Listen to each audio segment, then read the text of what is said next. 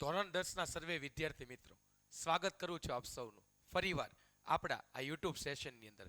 છેલ્લા લેક્ચરની અંદર આપણે ચેપ્ટર નંબર 8, જેનું નામ હતું કુદરતી સંસાધનો, એના વિશે માહિતી મેળવવાની શરૂઆત કરી હતી. તેમાં આપણે સંસાધન વિશે 3 મહત્વપૂર્ણ બાબતો જોઈ હતી, જેમાં સંસાધનની વ્યાખ્યા, અર્થ, એને આપણે વિગતવાર સમજ્યા હતા. ત્યારબાદ આપણે સંસાધનોના વર્ગીકરણ, પ્રકારો વિશે માહિતી મેળવી હતી અને તેના ઉપયોગો જોયા હતા. છેલ્લે પ્રોમિસ કર્યું હતું તે મુજબ આજે આપણે નેક્સ્ટ સેશનની અંદર સંસાધનનું આયોજન અને સંરક્ષણ વિશે જોશું.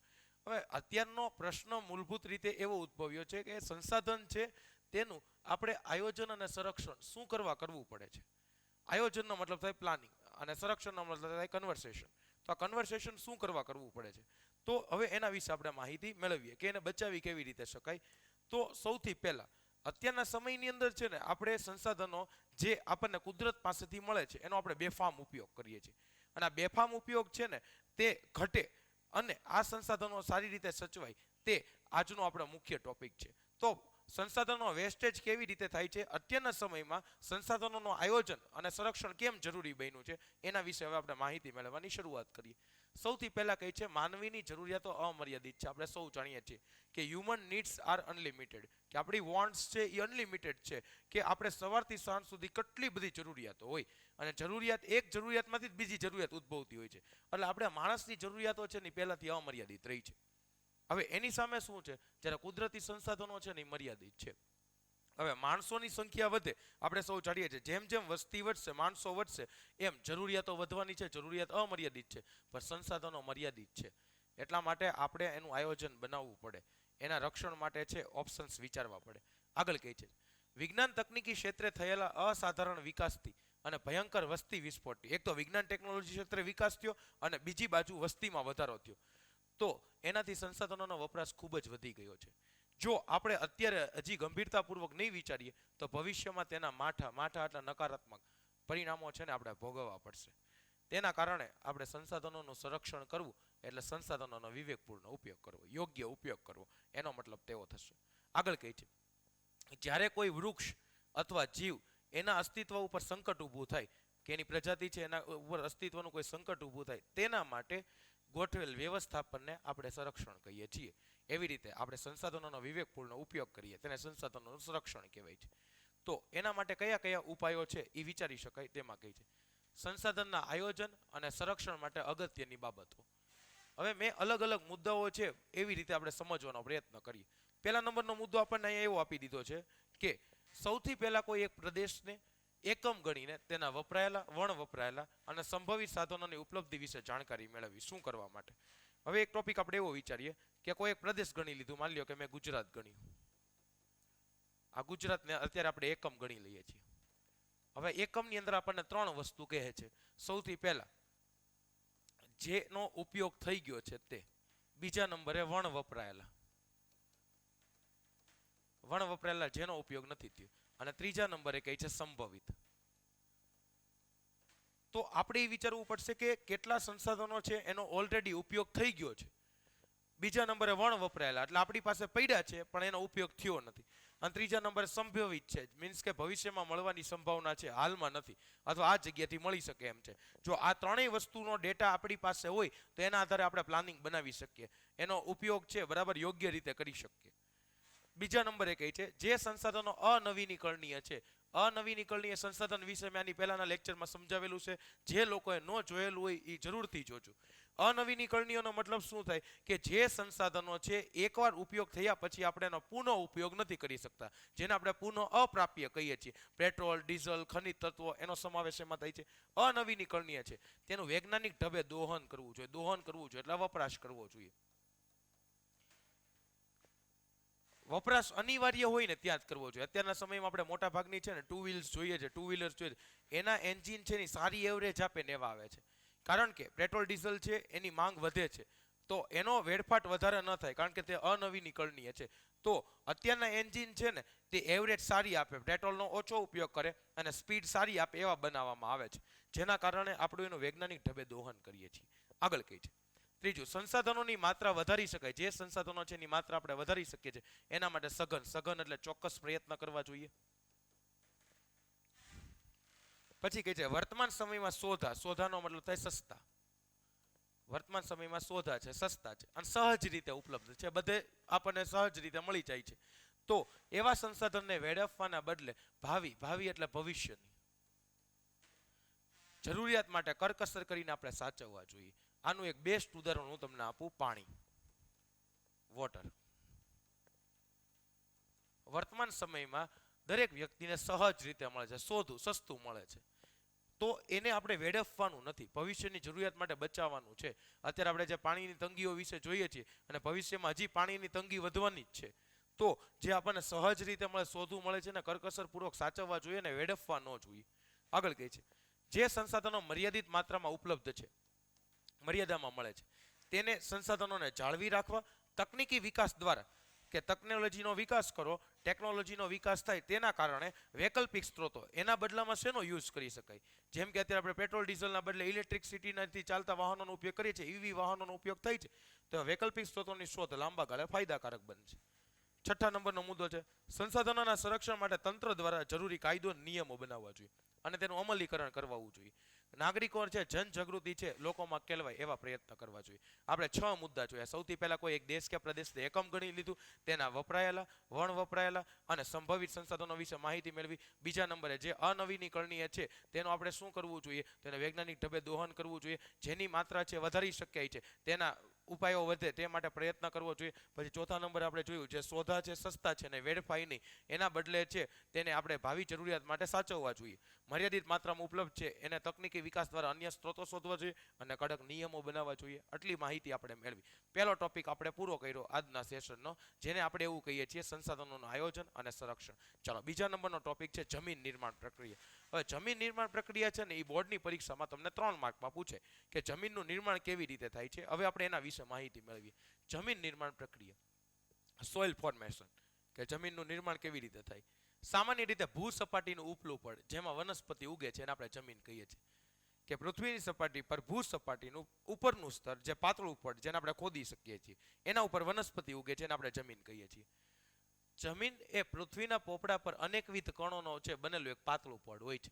હવે તેની અંદર ખનિજો હોય છે, ભેજ હોય છે, હ્યુમ્સ હોય છે, સેન્દ્રિય તત્વો હોય છે, હવા હોય છે. હવે આ હશે શું એના વિશે આપણે માહિતી મેળવીએ. માની લ્યો કે અત્યારે આપણે એવું સમજીએ કે આ ભૂસપાટીનો ઉપલો ભાગ છે કે જેના ઉપર વનસ્પતિ ઉગે છે, કોઈ વૃક્ષો ઉગે છે.